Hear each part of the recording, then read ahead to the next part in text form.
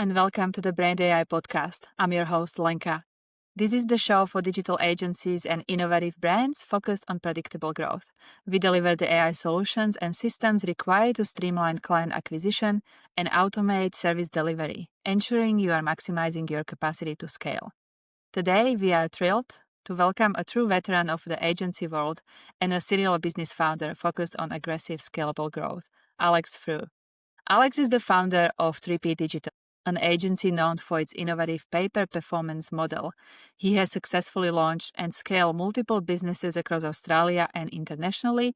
Crucially, Alex is now focused on a venture that aims to completely disrupt the traditional agency model. A venture he calls Fire Your Digital Agency. Alex, welcome to the show. What an introduction. How good is that? Thank you. Alex, let's dive in. You've built multiple successful agencies. Can you take us back to the beginning? What was the first business you started, and what was the moment you decided to become a business founder? Yeah, that's a great question. That slightly gives me PTSD about those early years of starting a business. The first business that I started, we actually called AdSense, which was a play on Google's AdSense, the monetization of websites for website owners.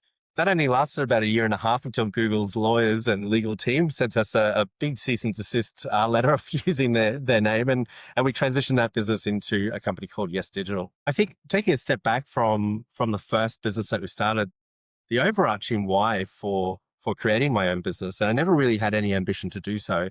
I had spent 13 years in a company called CSG. I entered that business as a junior position when we were doing about $5 million worth of business based over in West End in Brisbane. And across my tenure there, I moved through the ranks and we led the company from $5 million to $330 million.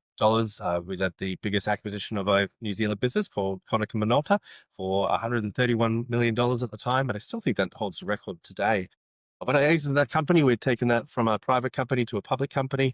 And I was managing 1,100 people across Australia and New Zealand with revenue streams of just excess of $3. It was never an ambition of mine to leave that beautiful corporate world where I knew what I was getting paid every week. But I took a step back from that company and started working with a digital agency. And I just thought there was a little bit of unfairness between what the agency was making for themselves, what they were paying to their staff, and really what the return was to their clients. I really wanted to make a difference in people's lives. I wanted to help people be more than what they ever thought that they could be. And whether that was in my own internal teams or changing the lives of the businesses that we could assist. And having that minute in digital marketing, it excited me. So I launched AdSense back in 2016. Love it. You also started many businesses after quickly. What made you decide to slow down and shift your focus from fast growth to successful growth? Yeah, that's another great question. I think in the early days, moving from a corporate where we could fundraise from shareholders or get outside investment for acquisition, I had a very aggressive growth strategy or growth cadence that just came along with my mentality towards business. Yes Digital enjoyed some really early success in terms of we scaled to $1 million in the first year and $3 million in revenue very quickly after that. I think it took us about 2.5 years to get there. And with that success, I brought the mentality that, if one is doing good, two is doing better. And I quickly started, Yes Trades, which was a digital agency focused just on helping tradespeople in Australia. Then I started Think Yes, which was more of an executive business to help try and secure our agency engagements of $8,000 or $10,000 per month more, and where we could deliver a better level of service and better deliverable to the market. And there was a couple of other little ventures in that time as well. And very quickly, without the organizational strength or the bench strength and operational capabilities of 1,100 people, all across Australia and New Zealand, it really took away from my mental capacity to focus on one thing and do it well. I couldn't delegate out into the operational departments to execute and implement and drive success. And we sort of stagnated for a little while at that $3 million where, and I didn't realize it at the time, it's only hindsight that gives you the education that you really need, that focusing on a lot of little things meant little growth. So we really pared that back and scaled it back into just focusing on Yes Digital and supporting the team around us and driving growth through one entity. By slowing down, it meant that we were then able to launch into Digital Six, which was another successful agency in its own right. But again, we had an operational bench strength that supported my split focus. And we also had a great team that started that Digital Six venture as well. So slowing down on a small cash flow when you didn't have the operational capability or capacity to execute your vision really meant that we had sustainable and scalable growth. It just meant it was slower in terms of what I was used to at scale. Love it. That was actually my next question. But let's look into 3P Digital a little bit Mhm. more. So your pay-per-performance model is Yes. disruptive in a sense. What does this model work? How does it work? What does it force you to do differently compared just to, retainer agencies? The irony of this approach is for about 2 years in Yes Digital's life, I took this market model to clients and to prospects to try and understand how we could bring fairness in an agency agreement with business. And I found two, three, four times at trying different levers to pull. When you ask, how does it deliver anything different? It really doesn't. And a good agency with good SOPs in place, with good team members in place that care about their clients and care about the business that they're working for, it really doesn't change anything. The deliverables are the same. I was looking for, in a red ocean of 10,000 agencies in Australia, how can I stand out? And everybody says that they're the best partner or the quickest partner or the biggest business or the most skilled. It's mainly, and to no discredit to the people out there that are doing a fantastic job and are best in class, it's mainly lip service to try and get a person's attention so that you can have a discussion and win a client. The pay per performance model was trying to bring a model to the Australian market in a selfish purpose that made me stand out from the crowd. I wanted to make client acquisition easier on the outset. So it was a selfish motive in sense of I want to grow my business and I want to grow it quicker than what it has in the past. The flip side to that is the value that it gives to the Australian businesses that we work with is it's a flexible retainer system. So a lot of the businesses think that pay per performance means you pay per lead or pay per client that you sign. That's not really the approach. What we try and do, because we have got operational costs, staff, equipment that we need to cover, our retainer that we get engaged upon flexes with the results that we deliver. So if we say we're going to achieve 100 widgets for a client this month and we achieve 150, we get a 50% bonus on our retainer. If we only achieve 50 widgets this month, we get a 50% reduction in the retainer. It brings a level of, and and when I say transparency, all agencies have great reporting, generally great communication to clients. So transparency really isn't a thing anymore in good agencies. I would hope the majority of agencies, but it brings a shared pain, a shared risk, and a shared reward to the engagement. And I think clients are really receptive to that. To give an example, Yes Digital, when we built that business, I think we'd maybe get a lead or two a month from our website based on the offering that we were presenting to the market.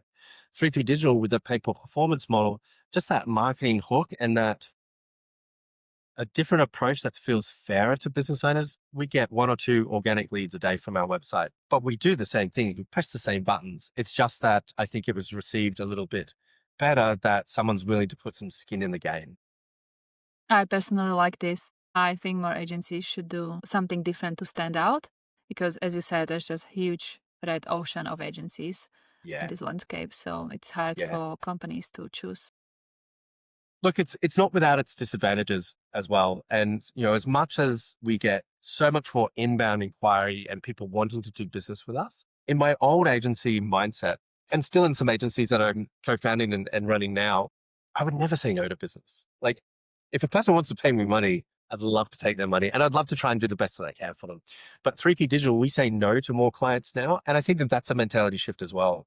When you're saying no to businesses that want to pay you money, but you understand that because we have to agree on a KPI that we both need to achieve to get paid properly, it's a different dynamic when you say no. And it still hurts me every time that I say, no, I don't want your $2,000 or $3,000 a month engagement. But it creates a better working relationship to businesses that are fair on both sides of the fence. Yeah, sounds lovely. Sounds really, yeah, fair, as you said. Like, Yeah. well done. Thank you. Thank you. You also mentioned the challenge of setting up agencies wide systems. Hmm. What is the biggest thing stopping agencies, you think, from setting like really unified operational systems for their clients? I've always said that the biggest challenge in any business is humans. And I know that we're talking about setting up systems, but when I reference the challenge being the humans, as an owner of a small business, and when I say small business, I use the bank's terminology, so any business under $10 million revenue, and that still hurts as well to be classed as a small business. When when you're looking to set up systems in place, the owner might have the technical capability or the operational experience that they need to understand what system could support their business or their clients better, but it then relies on their time. And I think most people listening to this podcast, whether they're a business owner looking to adopt an AI system from yourself or an agency looking to adopt AI to improve their operational capacity or lower their operational expenses, it still relies on that owner or the person with the technical understanding of how you can execute systems to have the time to do it properly. And I think the biggest limitation there, again, coming back to humans, is to do it right, you almost need an operations manager or an operations person within your HR, within your bench of your team. And most agencies aren't willing or cannot afford that $80,000 price tag that comes with a full-time resource to properly execute these systems and to make sure that it's not just a flash in the pan idea that is on a small slither of an agency's operations to get something better in place for a client or for their business, but to go across their whole business and train the staff on how to use it and make sure that it's adhered to and continually update it when the business has changed as well. So I think the biggest blocker is humans. And that's either, and when you distill it down further, it's time availability of the humans that you have in the team that you have. So, do you think agencies owners should rethink the structure of the teams as well? To your point, like operational manager is not always a must. Obviously, it's more as an internal cost rather than, client cost. So, Yeah. yeah, what needs to shift in order to make this work moving forward? I think that there needs to be a higher level of trust in external organizations being able to offer that type of service to agencies. As a business owner, you hate spending money on stuff that doesn't give you a return or doesn't enhance your clients' retention really for your business. I was going to say enhance your clients' value from your agency, but really as an agency owner, you're either looking to increase profits and you can do that through acquisition or retention of your clients or increasing the portfolio volume/revenue that a client gives your business. There's just a general level of distrust, I think, in a business owner's mind that, if you've been in business 2, 3, 4 years, you've had so many pitches into business that, buy my 6-step book to operational excellence and I'll save you $1 million in your OPEX. You're conditioned a little bit to just be distrustworthy of any external service provider. So I think that the agency owners need to start lowering their guard a little bit to good organizations out there that can help them on a fractional basis or in a contract basis that can execute these for them. So you're not needing to consider, is that 80,000 FTE going to be able to deliver me at least a break even on their PAYG, or can I get better out of that in the second year, or is it just going to be a sunk cost? I think we need to trust organizations similar to yours to be able to help us execute our visions. If you could, if you could automate one process to create the biggest multiplier effect across your agencies, what it would be? I guess the easiest one to actually, there's probably two examples that I can give here, one on client delivery and one on client acquisition. Once upon a time, at the height of Yes Digital and Digital 6, when we were sort of working together in under the same roof, we would have had about 30 to 40 outbound junior bagger phone salespeople trying to book appointments for our senior people to run audits on ads accounts or SEO approaches to secure business for us. And as you can imagine, even at a junior level outbound phone salesperson, you're looking at about $1,100 to $1,200, which includes on costs, etc., of the seat. And you multiply that over 30, 40 people, it's a huge expense to your organization. And not only is that a huge expense, the lease that you need to have for the office that houses that, it all compounds. So one of the biggest improvements that I've made in our business is the removal of having outbound phone salespeople and having that on an automated system. With the advancement of AI agents to be able to go and secure me the people that seem to be ready to engage an agency and to have an AI voice agent make the call to book an appointment and then forward that on to a senior salesperson, we no longer need that 30 strong junior burger outbound phone people. So from an acquisition standpoint, it was really adopting an AI process. And it's not as simple as after this podcast going into Google and saying AI voice agent and running one up yourself. It really needed to have an operational infrastructure that supported all these moving parts to make sure that you could replace a human. I think at the moment, AI is looked at like, oh, we can replace 3 humans in our business and that's no problems. And you're not wrong, but it's what those humans do outside of the position descriptions that you don't see, that you really need to take full audit of, so that you're not missing anything. So it's not just, yep, I've got an AI voice agent now and I've given it 100 numbers. It's going to go and call these businesses. Everything around it, like how do you get those notes into your CRM? How do you send an email to confirm the appointment? How do you follow up that email with a text message? It's everything around the core activity that full-time resource is that you're replacing with AI. So acquisition was that. Client delivery, client delivery. Our client management team, instead of spending, I would say, a normal client manager of ours will look after, depending on the revenue that a client gives us, anywhere between 10 and 30 clients per month. The reporting that they needed to do for that at one point in time would take them anywhere between 1 and 3 days to do proper reports and then book the calls in to have the conversations with the business owners. We now have that automated in terms of an AI agent will go across all the platforms that we're offering a service for, collate the information, make the recommendations, not directly to the client, but does all the low-level data analysis work and presents that back to the client manager for a final polish and review before that report is then sent out to the client. So client acquisition, AI voice agents replacing outbound phone salespeople. Client delivery, making sure that we've got an AI agent or an AI process that delivers all the information that is, generally speaking, just button pressing, data review, and analysis before a client report goes out for delivery. Well done, Alex. I speak to many agency owners, and not everyone is that far in adapting these systems within their agency. So I can imagine how much work went underneath and into it. It's, as you said, to your point, it's not as easy. And I think the main reason why Brain Day actually became a thing is that seeing so many companies are doing it in the wrong way. To your point, just plugging in Y AI agent and hoping for the best. The strategy behind, to really think this through, it's really impressive. Well done.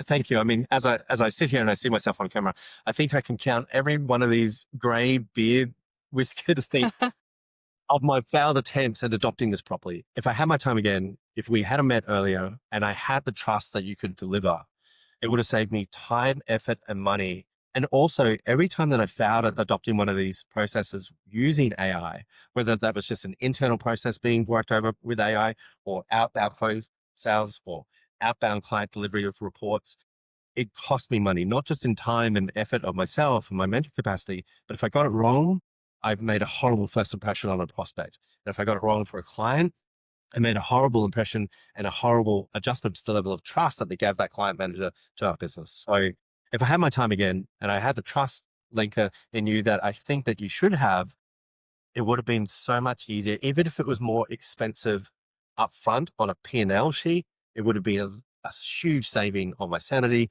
and a huge saving on all these levers that don't have a line item on my P&L in terms of the trust that a client has in us or in terms of the brand recognition in the market.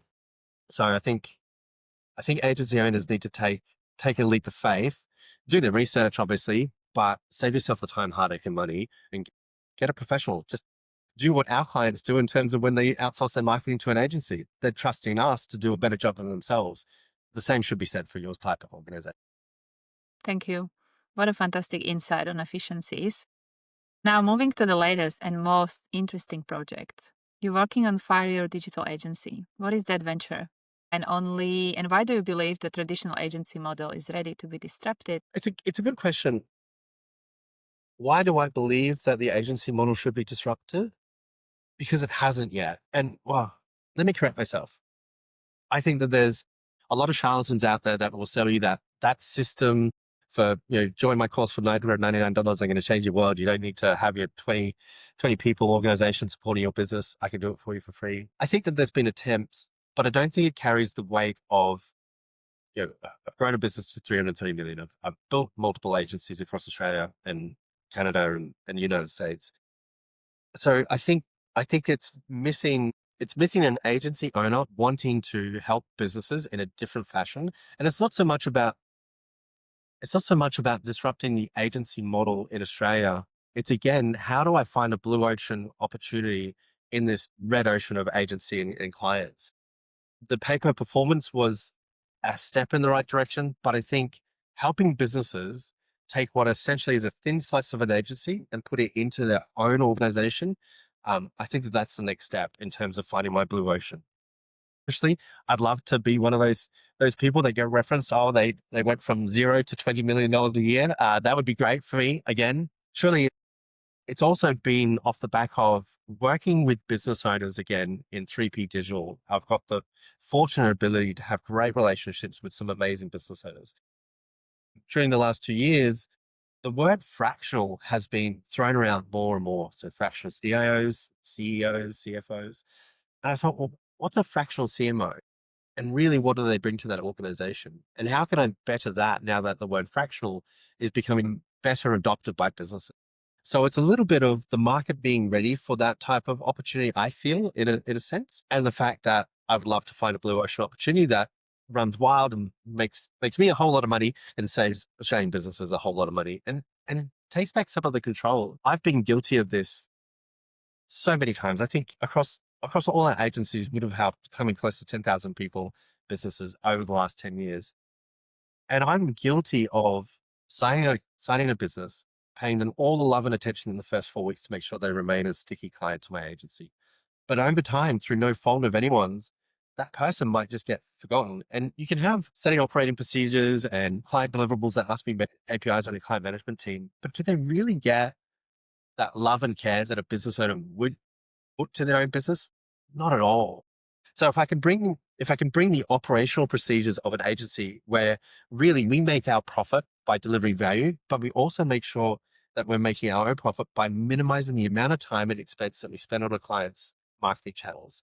And if we do that, take that into a business owner's business, it's similar to what you want to be doing with your own business. And it's how can I save them a little bit of money and increase the output of their own business? So I want to give back the control to the business owner.